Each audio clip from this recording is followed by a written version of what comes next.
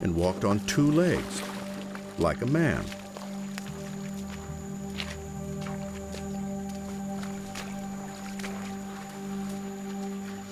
Dubois can't change his evidence, so he changes his model.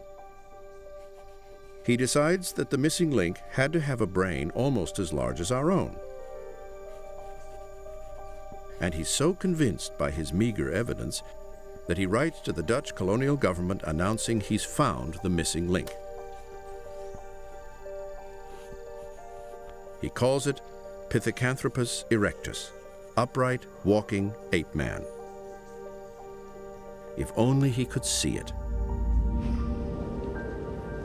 One of the most successful hominid species ever to walk the earth.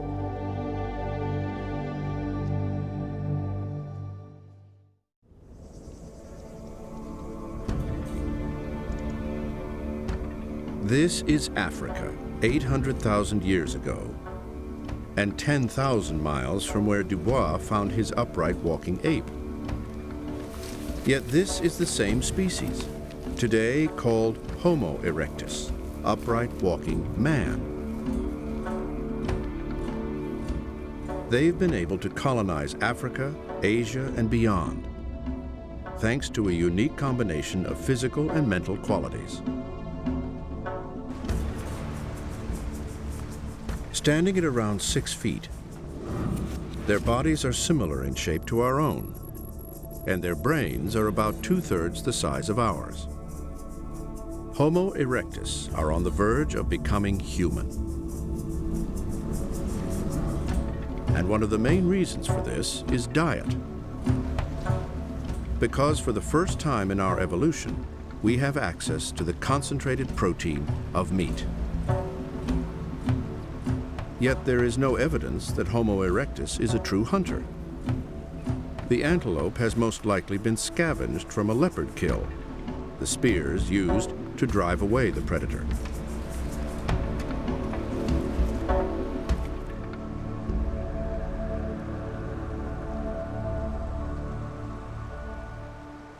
It's believed that our bodies have also been going through some radical changes. For the first time in our evolution, body hair is disappearing. Partly because Homo erectus skin has developed complex sweat glands. This also removes the need to pant in the heat, allowing voices to develop and paving the way for human speech. But it's their stone tools that show how advanced Homo erectus have become. We find the appearance of a thing called the hand axe, which has been called the Swiss Army knife of the Paleolithic. This is a multi-purpose tool. It's shaped very consistently, worked on both sides, worked very skillfully, and Erectus developed that certainly close to 1.5 million years ago. So this was a big advance in technology. These people are part of a larger group, the beginnings of a tribe. But they stay together as a tight-knit family. And there is evidence that they have learned to care for each other through sickness and injury. The leg bone, which Dubois found in Java, had an unusual scar, showing clear traces of damage and repair. It's incredible. It seems to have broken at one point and healed. So whoever it was that owned this leg not only was severely injured, but repaired it in their own lifetime. And that's important because if you broke your leg out in the wild, you'd be dead. You'd have no chance of survival, except if you were with a family, if you were with a village, if you were in a society. There's a family system around that individual. There is safety within the family, but the family itself is never far from danger. Leopards use these same rock shelters.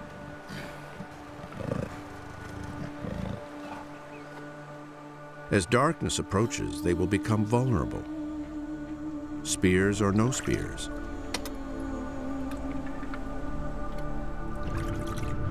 And a storm is brewing in the hot afternoon that could bring an unwelcome predator in search of shelter.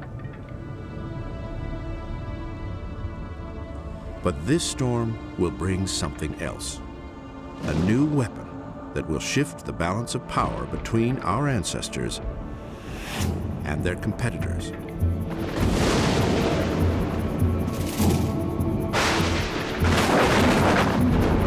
One of the most important pieces in the human evolutionary puzzle, a gift from nature.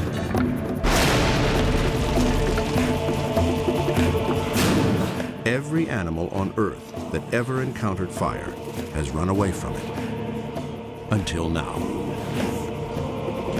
Homo erectus are at a crossroads of human evolution. If they can do the unimaginable and conquer their instinctive fear, they will harness a new power. They just need the nerve to reach into the blaze.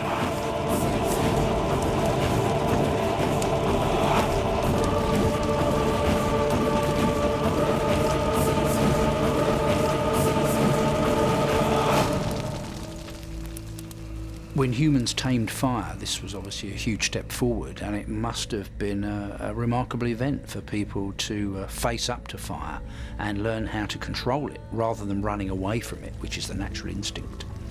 And once they could do that, once they could capture fire and eventually even make it at will, this was a huge advance. The impact of fire was enormous on human evolution.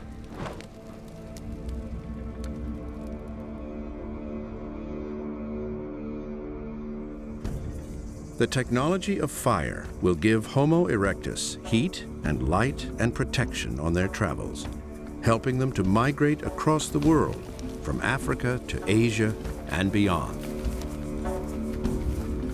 This is how Eugène Dubois came across their fossil remains in Java.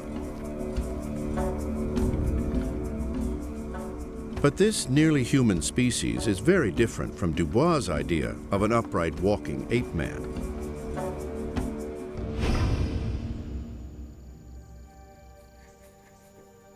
In his mind, he's found the perfect mix of ape and human characteristics for a missing link. Wees my soepiekie. Now, all he has to do is convince the rest of the world. Lekker bietjie snaaks. And it's not going to be easy. I think he must have thought that the world was ready for this, and when he announced it, the world of science would be at his feet for making this great discovery that the world had been waiting for. And of course it didn't work out like that, because when Dubois actually tried to publish the material and showed people the material, their view was that it was too ape-like to be a missing link.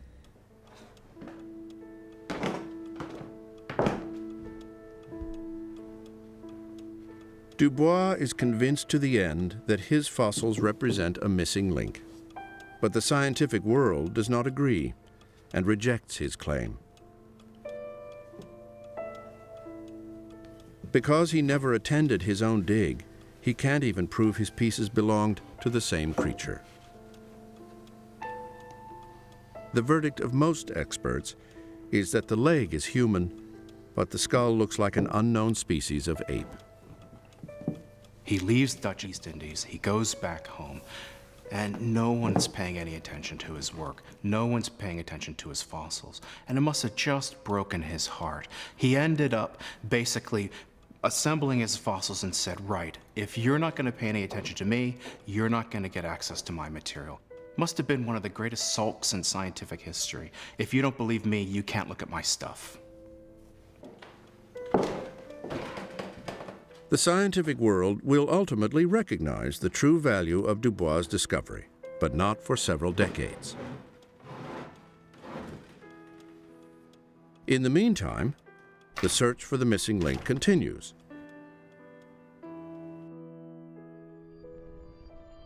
And at the start of the 20th century, the focus turns from Asia back to Europe. Because in Britain, a discovery is made that will amaze the world and create one of the biggest scandals in scientific history. Arthur. Look, look. Teeth. Suddenly, there's a new contender that fits the idea of a missing link perfectly. It's got to be. In fact, it's almost too perfect. Oh, Dr. Watson, what do you think? But then, forgeries often are. Extraordinary.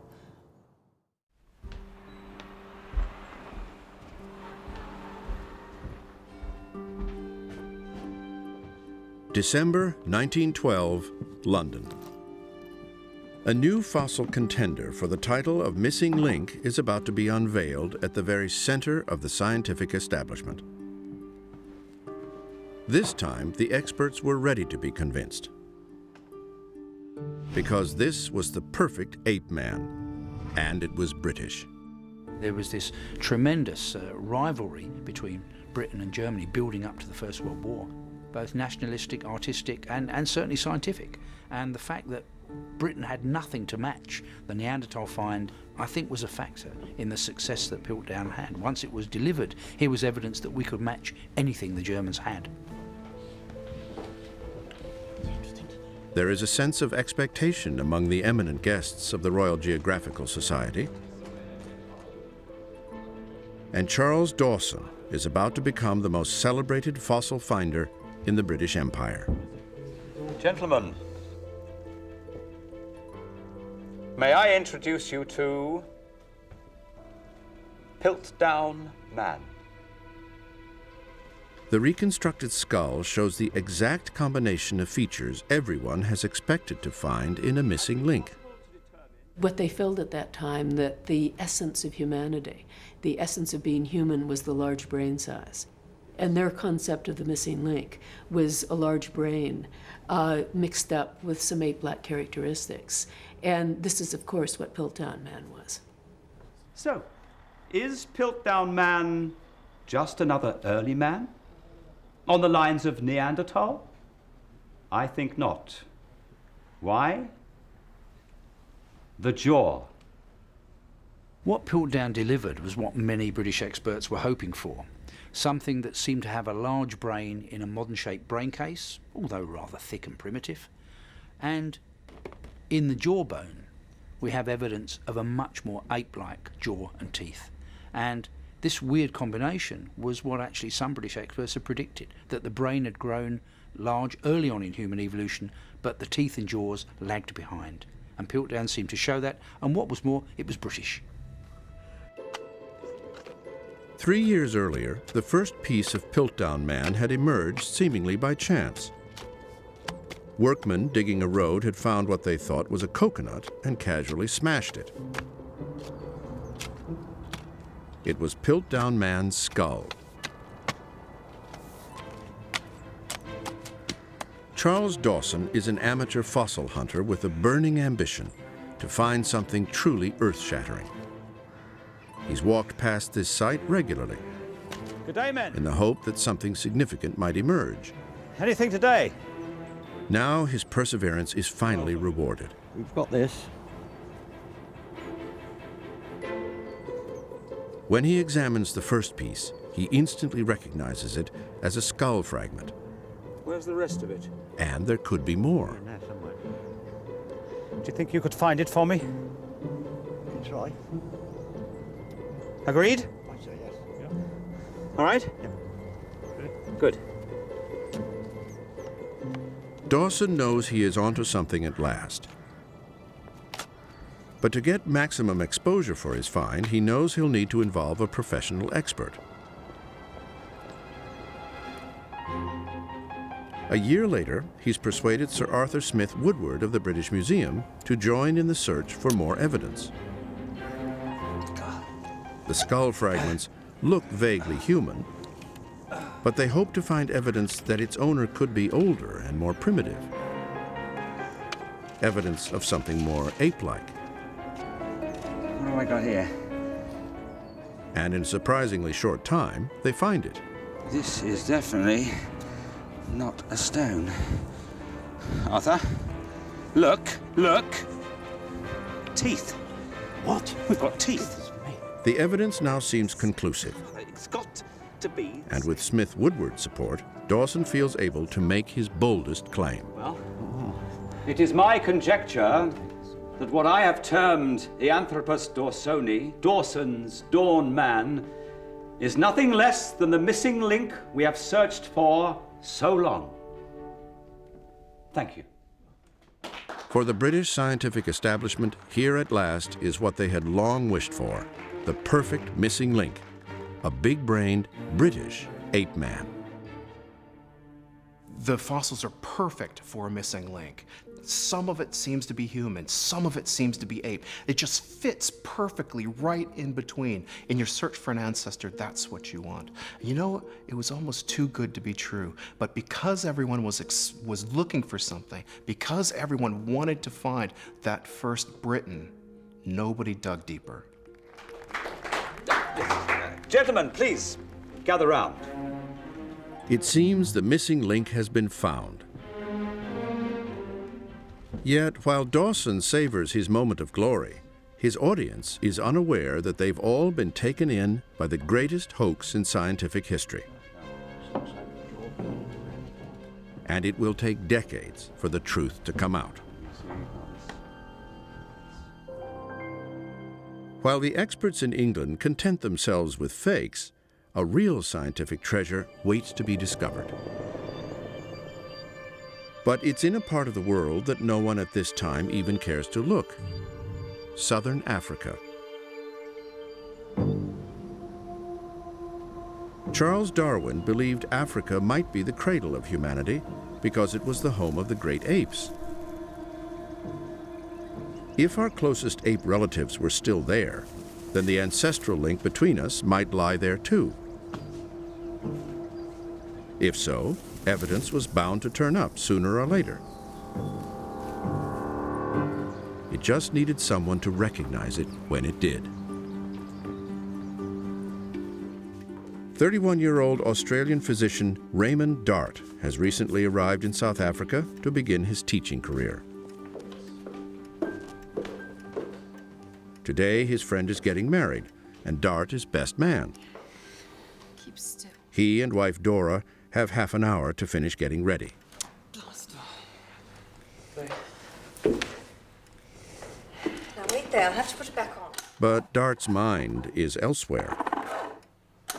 He's been collecting fossils for the last few months, sent to him by students and colleagues. A week ago, he got news of a spectacular fossil found in a nearby lime quarry. And it's just arrived by train.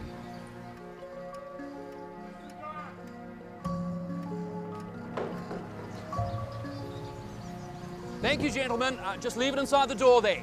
Thanks. Dart's wedding duties are just minutes away, but he can't wait. The promise of a spectacular find is too much to ignore. Where are you going? I'll be one moment. I'll be quick. I Raymond. just want to make sure it is what I think it is. You can't go burrowing in boxes of rubble now, Raymond. You quick. really, really can't. I won't take long. Raymond, please just leave them alone until tomorrow. Be quick.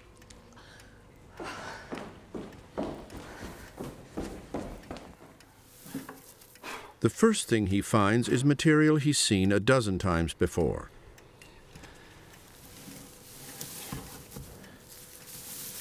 But then, something he could never have dreamed of. A brain. To be precise, the space once occupied by a brain, now filled with fossilized sand. I knew at a glance that what lay in my hands was no ordinary ape brain. Here was the replica of a brain 3 times the size of any baboon, and considerably bigger than an adult chimpanzee. Yet it was not big enough for a primitive man. But whose brain is it?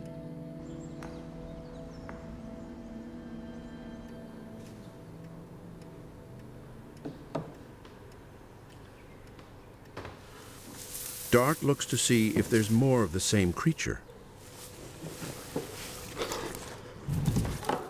He finds a piece of rock with the outline of an upper jaw. Behind it is a hollow space. And when he matches the brain to the hollow, it is a perfect fit. He realizes he has both the brain and skull of an unknown ape man.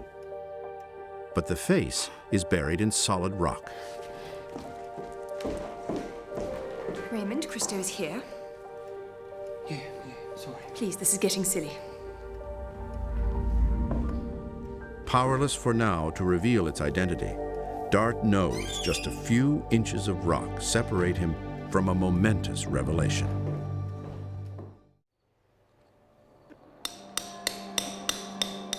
Raymond Dart has been sent the head of a fossilized ape man, which he hopes may be the missing link. But it's buried in a lump of solid rock. And it takes him 7 weeks of painstaking work to reveal its identity.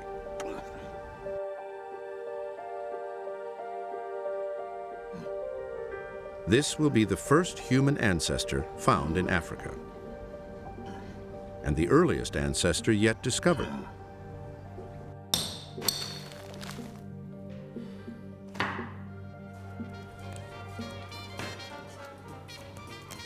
The moment of truth arrives on Christmas Eve, 1924.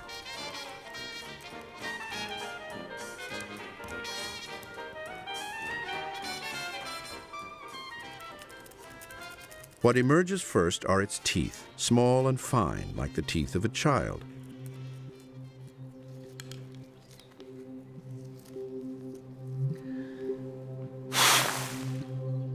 But then, the outlines of its skull, more ape-like than human. When it's finally revealed, Dart realizes he's uncovered something extraordinary.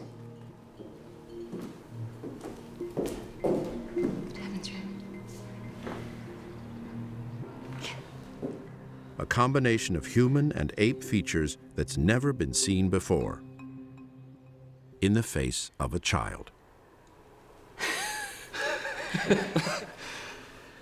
It's a baby. It's a baby.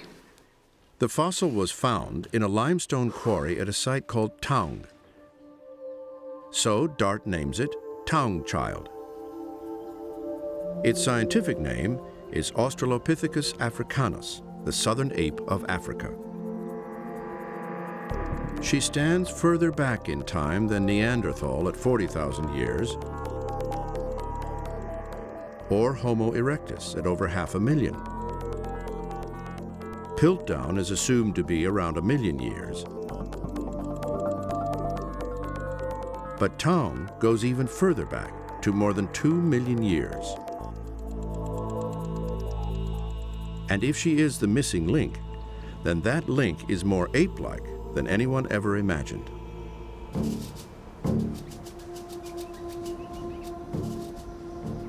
It also places our ancestral home firmly in Africa for the first time.